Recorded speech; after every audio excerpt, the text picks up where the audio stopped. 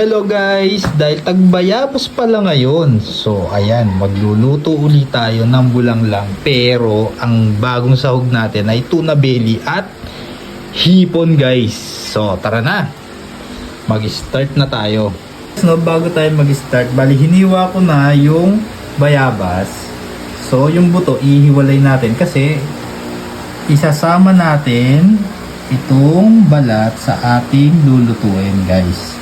So ganito siya. So itong buto, ang gagawin natin, lalaga din natin to at sasalain para makuha din natin yung katas. Kasi nandito rin yung lasa niya guys. So ganito ang ginagawa ko guys. Yan. Then lagay dito.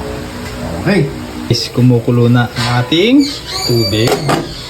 Yan. Bali ilalagay na natin ang ating balat ng bayabas guys. And then sunod na rin natin ang gabi, sibuyas at kamatis.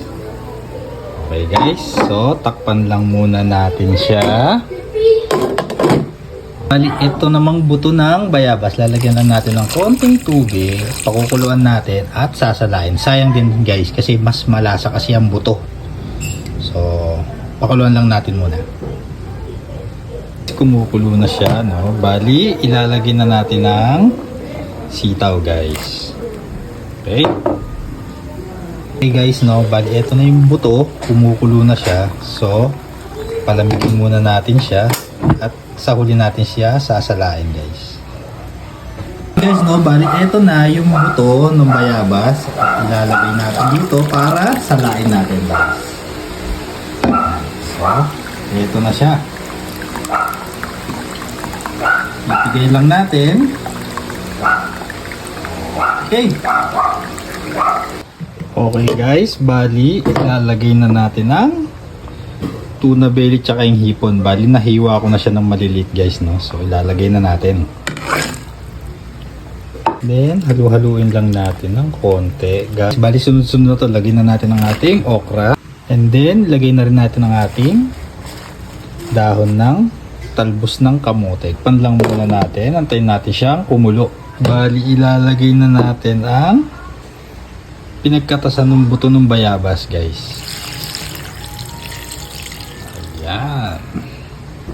Okay, guys. Dahil kumukulo na ang ating bulanglang belly with hipon, so ilalagay na natin ang patis.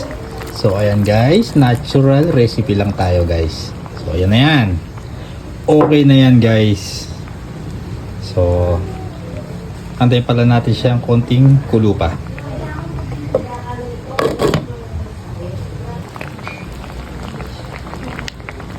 Hey guys, eto na ang ating bulanglang sa bayabas with tuna belly at hipon guys. So, tara na! Let's eat!